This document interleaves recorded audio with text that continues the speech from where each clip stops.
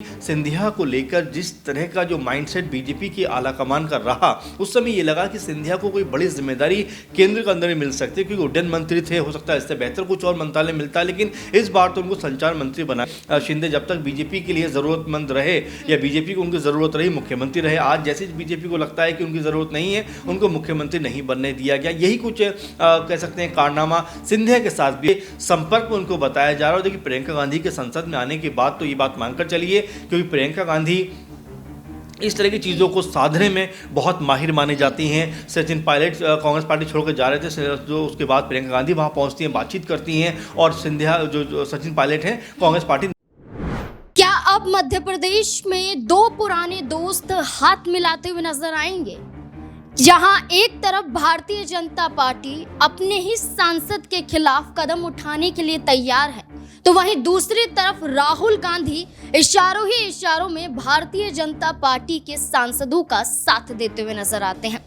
जहां भारतीय जनता पार्टी एक राष्ट्र एक चुनाव बिल को लोकसभा में पास तो करवा लेती है, लेकिन उसके दौरान जो सांसदों के सहमति के आंकड़े दिखाई देते हैं, उसमें खुद भारतीय जनता पार्टी फंस जाती है और अपने ही सांसदों पर इल्जाम लगाती हुई नजर आती है कि इन सांसदों की गैर हाजिरी संसद के अंदर होना ये वाकई दर्शाता है कि भारतीय जनता पार्टी से ये सांसद नाखुश हैं। इन सांसदों में नितिन गडकरी, गिरिराज सिंह के साथ साथ केंद्रीय मंत्री ज्योतिरादित्य सिंधिया का भी नाम है। ज्योतिरादित्य सिंधिया पर हाल ही में भारतीय जनता पार्टी कई बड़े सवाल खड़े कर रही है। ज्योतिरादित्य सिंधिया पर विजयपुर उपचुनाव की हार का जो ठीकरा है वो फोड़ा जाता है। दूसरी तरफ ज्योतिरादित्य सिंधिया के समर्थक विधायक हैं और मौजूदा मंत्री हैं मध्य प्रदेश में गोविंद सिंह राजपूत। उन पर आरोप लगते हैं कि एक पूर्व कांस्टेबल के घर पर ईडी की छापेमारी चलती है और आरटीओ के पूर्व कांस्टेबल के घर पर गाड़ी में कई ठिकानों पर सोने, चांदी और कई नकदी बरामद होती है। और ये कहा जाता है कि जो पूर्व कांस्टेबल सौरभ शर्मा है वो गोविंद सिंह राजपूत का करीबी है। उनके ही इशारों पर उनको इस पद पर विराजमान किया गया था। अब छापेमारी हो रही है तो गोविंद सिंह राजपूत भी फंस रहे हैं। क्या ज्योतिरादित्य सिंधिया को जानबूझकर फंसाया जा रहा है? क्या उनके मंत्रियों को जानबूझकर फंसाया जा रहा है? क्या बीजेपी चाहती है कि मध्य प्रदेश में ज्योतिरादित्य सिंधिया का कद ना बढ़े ताकि वो हावी भारतीय जनता पार्टी पर ना हो पाए? लेकिन वहीं दूसरी तरफ ज्योतिरादित्य सिंधिया इस पूरे मामले पर चुप्पी साधे बैठे हैं। वहीं राहुल गांधी के साथ एक तस्वीर सवाल खड़े कर देती है कि क्या राहुल गांधी और ज्योतिरादित्य सिंधिया की नजदीकियां बढ़ रही हैं। वहीं तीसरी तरफ ज्योतिरादित्य सिंधिया की कट्टर समर्थक इमरती देवी का एक बड़ा बयान आता है, जिस पर कांग्रेस पार्टी ये कह देती है कि इमरती देवी अब कांग्रेस पार्टी में आना चाहती है, इसलिए बार बार अपने बयान जारी कर रही हैं। कई सवाल जुड़ जाते हैं इन चेहरों को लेकर, इन बयानों को लेकर और भारतीय जनता पार्टी के हमलों को लेकर। मेरे साथ मेरे वरिष्ठ सहयोगी जुड़ चुके हैं। सर, आपका बहुत बहुत स्वागत है। सर, मध्य प्रदेश की राजनीति से लेकर केंद्र की राजनीति में ज्योतिरादित्य सिंधिया का एक दबदबा था, लेकिन अब भारतीय जनता पार्टी के तहत ही उनके कद को कम आंका जा रहा है। एक तरफ सौरभ शर्मा का जो पूरा मामला हम मध्य प्रदेश में देख रहे हैं, ईडी द्वारा छापेमारी की जाती है, ईडी द्वारा जांच की जा रही है, समन जारी किए जाते हैं सौरभ शर्मा के खिलाफ, उनके दोस्तों के खिलाफ। जो चंदन नाम है जिसने इस पूरे मामले में सौरभ शर्मा का नाम लिया था, उसके खिलाफ भी समन जारी है। उनकी माँ, उनकी पत्नी के खिलाफ भी समन जारी किया जाता है। उनके ठिकानों पर भी छापेमारी की जाती है, करोड़ों रुपए बरामद होते हैं। क्या लगता है, एक तरफ ये पूरा मामला है और इस पूरे मामले में ज्योतिरादित्य सिंधिया के करीबी मंत्री का नाम आ रहा है और ये आरोप सिंधिया पर भी लग रहा है कि खुद सिंधिया ने यहाँ पर पहले मंत्री बनाया खुद गोविंद सिंह राजपूत को, और गोविंद सिंह ने यहाँ पर अधिकारी बनाया, कांस्टेबल बनाया सौरभ शर्मा को। ये पूरा जाल ज्योतिरादित्य सिंधिया के इर्द गिर्द घूम रहा है। क्या लगता है, बीजेपी के जरिए कुछ किया जा रहा है मध्य प्रदेश में? देखिए, पहली बात तो ये है कि सिंधिया को लेकर जिस तरह की बातें आपने रखी, देखिए जाहिर बात है कि बीजेपी के अंदर जो उनकी पूछ होनी चाहिए, जो उनकी इज्जत सम्मान होना चाहिए, वो नज़र नहीं आ रहा है और लगातार देखने को मिल रहा है कि सिंधिया को दरकिनार किया जा रहा है। अब देखिए एक के बाद एक ऐसे पॉइंट्स, ऐसे बिंदु सामने आ रहे हैं जो ये बता रहे हैं कि सिंधिया को लेकर बीजेपी का जो एक खेमा है वो बहुत ज़्यादा खुश नहीं है। आप देखिए जब बीजेपी से वे शामिल हुए थे, कांग्रेस पार्टी से निकल के, उस समय भी उनको मंत्रालय दे दिया गया, मुख्यमंत्री नहीं बनाया गया। उसके बाद फिर ये लगा कि चलिए अब नहीं तो अगली बार मुख्यमंत्री बन जाएंगे, लेकिन फिर मुख्यमंत्री नहीं बनाया जाता है और यहाँ पर मोहन यादव को मुख्यमंत्री बना दिया जाता है। अब लगातार जिस तरह से आपस की दूरियां बढ़ रही हैं, कभी प्रचार प्रसार करने नहीं जाते, कभी बीजेपी कहती है कि भाई हमने बुलाया लेकिन वो नहीं आए, उनके पिता की मूर्ति का अपमान किया जाता है और एक तस्वीर जो निकल कर सामने आती है इसमें राहुल गांधी और सिंधिया एक फ्रेम में खड़े हुए नजर आते हैं। ये तमाम जो चीज़ें ये बता रही हैं कि कहीं ना कहीं जो कह सकते हैं कि जो कवायद है साथ आने की, वो कह सकते हैं जुड़ती हुई नजर आ रही है। और दूसरी महत्वपूर्ण बात देखिए, हम ये भी देख रहे हैं कि सिंधिया को लेकर जिस तरह का जो माइंडसेट बीजेपी की आला कमान कर रहा, उस समय ये लगा कि सिंधिया को कोई बड़ी जिम्मेदारी केंद्र के अंदर ही मिल सकती है, क्योंकि उड्डयन मंत्री थे, हो सकता है इससे बेहतर कुछ और मंत्रालय मिलता है, लेकिन इस बार तो उनको संचार मंत्री बनाकर अलग सलग कर दिया गया है। और लगातार ये बताया जा रहा है कि भाई आप हमारे साथ रहें तब ठीक, नहीं रहें तब ठीक, हमें आपकी बहुत ज़रूरत नहीं है। और बीजेपी के अंदर आप देखिए लगातार यही बात होती रहती है कि बीजेपी का जब तक हित साधा जाता है या हित उसका बना रहता है, तब तक आपको तवज्जो इज्जत दोनों देती है। आप शिंदे का नाम ले सकते हैं इसमें,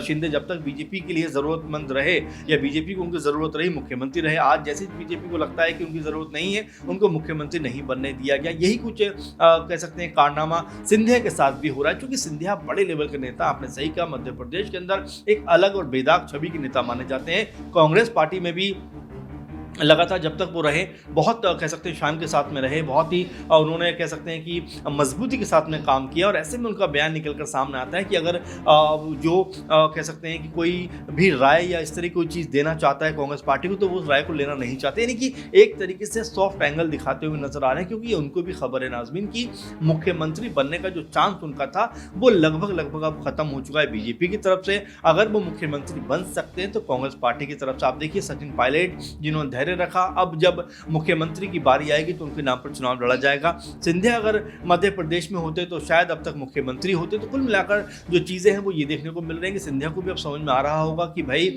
मैंने शायद बीजेपी में आकर गलती कर दी। और जो आपने वन नेशन वन इलेक्शन की बात शुरू में उठाई, देखिए नाज़मीन, जाहिर बात है कि यहाँ पर एक व्हिप जारी किया जाता है कि सारे सांसदों को कह सकते हैं सदन के अंदर मौजूद होना ज़रूरी है। ऐसे में सबसे पहले सिंधिया का नाम निकल कर सामने आता है कि उनका नहीं आना क्या बताता है, क्या वो पार्टी के किसी लाइन से हटना चाहते हैं। नितिन गडकरी हमेशा कह सकते हैं अपनी बयानबाजी के लिए जाने जाते हैं, क्या वो भी पार्टी लीग से हटना चाहते हैं। तो ये दो बड़े चेहरे अगर बीजेपी की कह सकते हैं कि जो उन्होंने इतनी इंपॉर्टेंट विषय पर अगर सबको बुलाया है कि सबको आना ही है, अगर उस मीटिंग में नहीं पहुँचते हैं, उस सदन की कार्यवाही में नहीं पहुँचते हैं, तो ये बात निकल के सामने आ जाती है कि क्या यहाँ पर सिंधिया क्या बीजेपी से एक अलग राह लेते हुए दिखाई पड़ रहे हैं, क्या नितिन गडकरी भी अलग राह ले रहे हैं। क्योंकि देखिए नितिन गडकरी और सिंधिया दोनों बहुत महत्वपूर्ण लोग हैं। और उससे भी बड़ी बात नाज़मीन, अगर आप जो वोट पड़े उस वोट कैलकुलेशन को आप देखेंगे तो बीजेपी के हक में 269 वोट पड़े, जबकि बहुमत का आंकड़ा ही 272 होता है। तो ये भी कहा जा रहा है कि क्या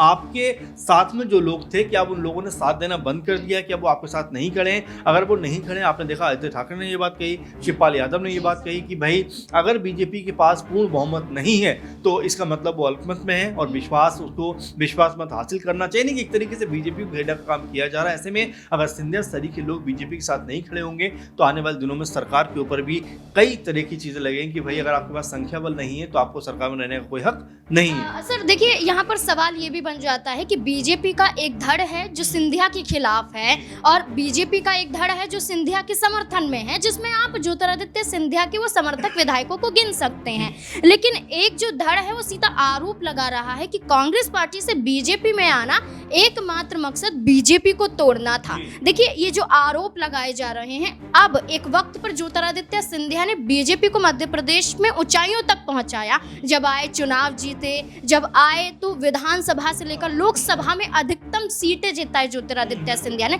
लेकिन आज उन पर ही आरोप लगाए जा रहे हैं। ये कहां तक सहा जाएगा? विधायक खुद कह रहे हैं कि अपमान हो रहा है। देखिए बिल्कुल जाहिर बात है, अगर आपको याद हो कि 167 के आसपास सीटें मध्य प्रदेश में इतनी एंटी इनकम्बेंसी होने के बावजूद अगर बीजेपी जीतती है तो उसमें सिंधिया का बहुत बड़ा रोल है, बहुत बड़ा स्थान है। और इसीलिए सिंधिया को लेकर ये बात कही भी जा रही थी नाज़मीन की अगर शिवराज सिंह चौहान मुख्यमंत्री नहीं बनते हैं तो यहाँ पर सिंधिया को मौका मिल सकता है कि भाई जिस तरह की जीतोड़ मेहनत करके उन्होंने बीजेपी को कह सकते हैं कि वहाँ पर पूर्ण बहुमत दिलाया, इसमें उनका बहुत बड़ा रोल था। लेकिन देखिए बीजेपी ने क्या किया, जैसे उनको बड़ी बहुमत मिलता है, यहाँ पर एक बड़ी सरकार बनाते हुए नजर आते हैं, सिंधिया गायब हो जाता है, कहीं नाम ही नहीं आता।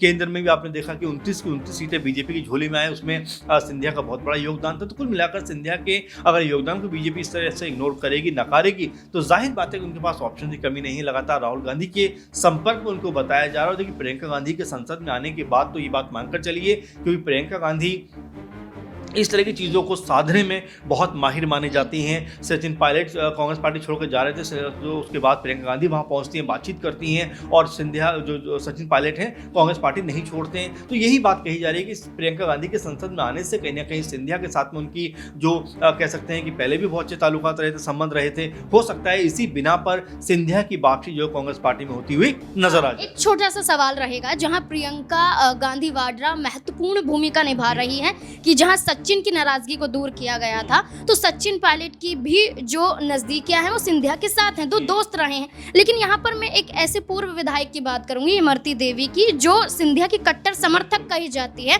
कांग्रेस के नेता हैं लखन यादव, उन्होंने कहा है कि अब इमरती देवी कांग्रेस पार्टी में आने के लिए विचलित हो रही हैं। हो सकता है कि आने वाले विधानसभा चुनाव में वो कांग्रेस पार्टी की टिकट से चुनाव लड़ते हुए नजर आए। क्या ये जरिया सिंधिया की वापसी का हो सकता है? देखिए आपको याद होगा इमरती देवी ने पहले भी ये बात कही थी कि अगर मैं कांग्रेस पार्टी में होती, चुनाव जीत जाती, तो ऐसे में कोई बड़ी बात नहीं है। देखिए आप दूसरी पार्टियों में शामिल तो हो जाते हैं, लेकिन उसके बाद कहाँ गायब होते हैं, आप नजर नहीं आते। आप देखिए हार्दिक पटेल को, आप देखिए कहाँ पे, कोई उनके बारे में नहीं बता सकता। गौरव जो बल्लभ हैं वो कांग्रेस पार्टी में बड़ा चेहरा था, टीवी डिबेट शो में नजर आते थे, आज वो नजर नहीं आते। तो ऐसे तमाम सारे चेहरे हैं, कह सकते हैं कि उत्साह में आकर दूसरी पार्टियां ज्वाइन तो कर लेते हैं, लेकिन उन पार्टियों में जाकर उनको जो उचित इज्जत और सम्मान है वो नहीं मिलता।